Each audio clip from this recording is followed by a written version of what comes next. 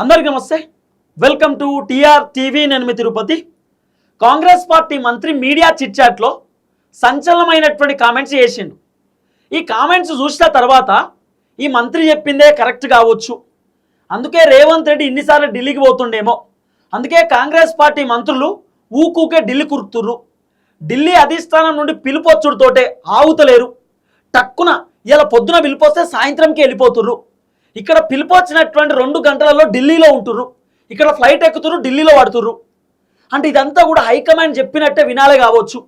High command చెప్పినట్టు వినకపోతే నిజంగానే మంత్రి పదవులు పోతాయేమో, నిజంగానే ముఖ్యమంత్రి పదవి పోతుందేమో, హైకమాండ్ చెప్పిందే ఫైనల్ ఏమో అనిపించింది. ఇప్పుడు నిజంగా కాంగ్రెస్ పార్టీ మంత్రి కూడా అదే చెప్తున్నాడు. హైకమాండ్ చెప్పినట్టు వినకపోతే, హైకమాండ్ పిలిచినప్పుడు పోకపోతే పదవి పోతుంది, మంత్రి పదవి ఉంటుందో ఊడుతుందో తెలియదు. హైకమాండ్ ఎట్లా చెప్తే అట్లా వినాలే, లేకపోతే ఇబ్బంది అవుతుంది. ఇప్పుడు ముఖ్యమంత్రి నేనైతనా ఇంకొకళ్ళు అవుతారా అనేది డిసైడ్ కావద్దు. హైకమాండే ముఖ్యమంత్రిని పెడతారు. హైకమాండ్ ఎవరిని ముఖ్యమంత్రి అంటే వాళ్ళే ఫైనల్. రేవంత్ రెడ్డి ఏమో మళ్ళా 5 సంవత్సరాలు నేనే సీఎం అవుతా, మళ్ళా 5 సంవత్సరాలు కాంగ్రెస్ అధికారంలోకి ఉంటుందని చెప్తున్నాడు కదా. శ్రీధర్ బాబు ఆ అంశాన్ని ఉద్దేశించి మాట్లాడిండేమో అనిపించింది. కాంగ్రెస్ పార్టీ మంత్రి IT minister Sridhar Babu media chit చాట్లో ఆయనే మాట్లాడినటువంటి కొన్ని మాటలు ఇప్పుడు సోషల్ మీడియాలో గట్టిగా ప్రచారం అవుతుంది. చాలామంది రాజకీయ విశ్లేషకులు, సీనియర్ జర్నలిస్టులు ఈ అంశం పైన రకరకాలుగా మాట్లాడుకునేటటువంటి కార్యక్రమం చేస్తున్నారు. అసలు శ్రీధర్ బాబు ఏం చెప్పిండు, శ్రీధర్ బాబు మీడియా చిట్ చాట్లో ఏం మాట్లాడిండు, ఇప్పుడు కొన్ని ఛానల్స్లో వినబడతా ఉంది ఈ అంశం కూడా. అసలు ఏం చెప్పిండు అనేది నేను చెప్తా. ఫస్ట్ టైం మన ఛానల్ చూస్తున్న వాళ్ళు దయచేసి సబ్స్క్రైబ్ చేయండి, షేర్ చేయండి, లైక్ చేయండి. మీరు సబ్స్క్రైబ్ చేసుకోవడం ద్వారా నాకు ధైర్యం వస్తుంది, బలం వస్తుంది. నేను ఇంకా ప్రజా సమస్యలపైన గట్టిగా మాట్లాడతా, గట్టిగా పోరాటం చేస్తా. రైట్గా టాపిక్లోకి పోతే అసలు శ్రీధర్ బాబు ఏం చెప్పిండు అంటే, ఇగో ఢిల్లీకి ఎప్పుడు పిలిస్తే అప్పుడు పోవాలి, ఢిల్లీకి పిలిచినప్పుడు పోకుంటే పదవి నుండి పీకేస్తారు. శ్రీధర్ బాబు చెప్పిన మాట. అధిష్టానం కాంగ్రెస్ పార్టీ మంత్రులను, ముఖ్యమంత్రిని, కాంగ్రెస్ పార్టీ లీడర్లను ఎప్పుడు పిలిస్తే అప్పుడు పోవాలన్నట. ఒకవేళ హైకమాండ్ పిలిచినప్పుడు కాంగ్రెస్ పార్టీకి సంబంధించిన మంత్రులు పోకపోతే పదవి నుండి పీకి పారేస్తారట, పదవి నుండి తీసేస్తారట, పదవి నుండి ఎల్లగొడతారు. కాబట్టి పోవాల్సిందే, పోకపోతే ఇబ్బంది అవుతుంది అనేది శ్రీధర్ బాబుకు సంబంధించిన వర్షం. అంటే నిజంగానే రేవంత్ రెడ్డి అందుకే 65 సార్లు ఢిల్లీకి పోయిండేమో అనిపిస్తుంది. రేవంత్ అన్న ఎప్పుడు అధిష్టానం నుండి పిలుపు వచ్చినా టక్కున 65 సార్లు పోయింది ఇప్పుడు ఢిల్లీకి. ఇవన్నీ చూస్తున్న సంకేతాలు హైకమాండ్ చెప్పిన వినకపోతే పదవి పోతుందేమో అనిపిస్తున్నది. హైకమాండ్ చెప్పిందే ఫైనల్. రేవంత్ రెడ్డి ఏం కాంగ్రెస్ పార్టీకి ఓనర్ కాదు, రేవంత్ రెడ్డి కాంగ్రెస్ పార్టీకి ఎంప్లాయ్. అధిష్టానం ఎట్లా చెప్తే రేవంత్ రెడ్డి అట్లా పనిచేయాల్సినటువంటి అవసరం ఉంటుంది. రేవంత్ రెడ్డి నేను చెప్పిందే వేదం, నేను చెప్పిందే కరెక్ట్, నేను చెప్పినట్టే వినాలంటే నడవదీడా. రేవంత్ రెడ్డి చెప్పినట్టు కాదు, హైకమాండ్ చెప్పినట్టు వినాలి, మంత్రులైనా ఎవరైనా.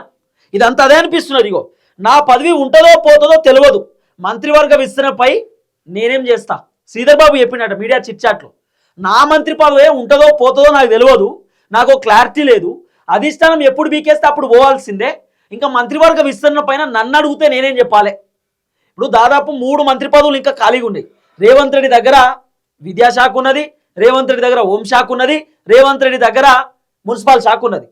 అయితే ఈ మంత్రి పదవులు వేరే వాళ్ళకి ఎప్పుడు ఇస్తారు, మంత్రివర్గ విస్తరణ ఎప్పుడు కంప్లీట్ చేస్తారు, మంత్రి పదవుల్లో ఎప్పుడు భర్తీ చేస్తారని చెప్పి శ్రీధర్ బాబును మీడియా వాళ్ళు అడుగుతారట. మీడియా చిట్ చాట్లో శ్రీధర్ బాబు ఏం చెప్పినట్ట అంటే, నా పదవే ఉంటుందో పోతుందో తెలియదు, ఇక మంత్రివర్గ విస్తరణ గురించి నేనేం మాట్లాడతా, నేనేం చెప్తా, నాకేట తెలుస్తుంది, నేనేం చేస్తా అని చెప్పి శ్రీధర్ బాబు చెప్పినటువంటి మాట. తర్వాత సీఎం ఎవరనేది అధిష్టానం చేతుల్లో ఉంటుంది. శ్రీధర్ బాబు చెప్పిండట, సీఎం ఎవరనేది అధిష్టానం చేతుల్లో ఉంటుంది, మనం అవుతామంటే కుదరదు. శ్రీధర్ బాబు చెప్తున్నాడు. శ్రీధర్ బాబు ఒక్కడు చెప్పిన మాట కాదు, కాంగ్రెస్ పార్టీ మునుగోడు ఎమ్మెల్యే రాజగోపాల్ రెడ్డి కూడా చెప్పిండు, నేనే సీఎం, నేనే ఎమ్మెల్యే, నేనే మంత్రి అంటే నడవదు, హైకమాండ్ ఎవరి పేరు అయితే ప్రకటిస్తే వాళ్ళే సీఎం, హైకమాండ్ ఎవరిని మంత్రి పెట్టాలంటే వాళ్ళే మంత్రి. రేవంత్ రెడ్డి పోయి ఇగో పలానా వ్యక్తికి మంత్రి పదవి ఇవ్వాలంటే కుదరదు, రేవంత్ రెడ్డి అక్కడ పోయి ఇగో నా దోస్తు ఈయనకు మంత్రి పదవి ఇవ్వాలంటే నడవదు. ఎట్లా అనుకుంటే అట్లే చేస్తారు హైకమాండ్, హైకమాండ్ అనుకున్నట్టే నడుస్తుంది, రేవంత్ రెడ్డి అనుకున్నట్టేం నడవదు అని చెప్పి చాలా క్లియర్గా కాంగ్రెస్ పార్టీ ఎమ్మెల్యేలు చెప్తున్నటువంటి మాట. సో ఇవన్నీ చూస్తుంటే ఎందుకో రేవంత్ రెడ్డి సీఎం పదవి ఉంటుందో పోతుందో అనిపిస్తున్నది. రేవంత్ రెడ్డి నేనే పర్మనెంట్, నేనే సీఎం, నేను ఎట్లా చెప్తే అట్లా అంటున్నాడు కదా, నేను ఏ నిర్ణయం తీసుకుంటే అదే నిర్ణయం ఫైనల్ అని చెప్పి రేవంత్ అని అనుకుంటున్నాడు కదా. శ్రీధర్ బాబు, కాంగ్రెస్ పార్టీ ఎమ్మెల్యే రాజగోపాల్ రెడ్డి వీళ్ళు మాట్లాడుతున్నటువంటి మాటలు చూస్తుంటే మంత్రి పదవి ఉంటుందో పోతుందో తెలియదు, ముఖ్యమంత్రి ఎవరో తెలియదు.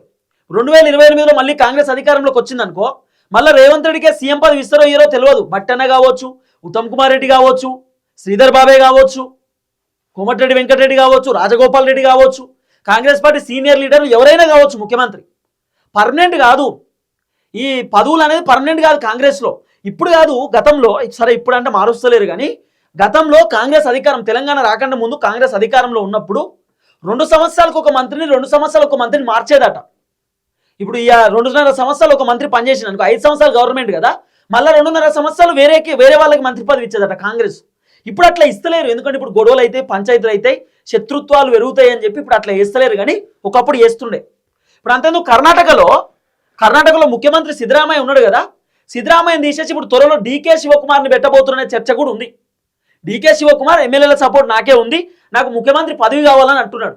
కాబట్టి డీకే శివకుమార్కి ముఖ్యమంత్రి పదవి వచ్చిన ఆశ్చర్యపోవద్దు అనేది వినబడుతున్న చర్చ.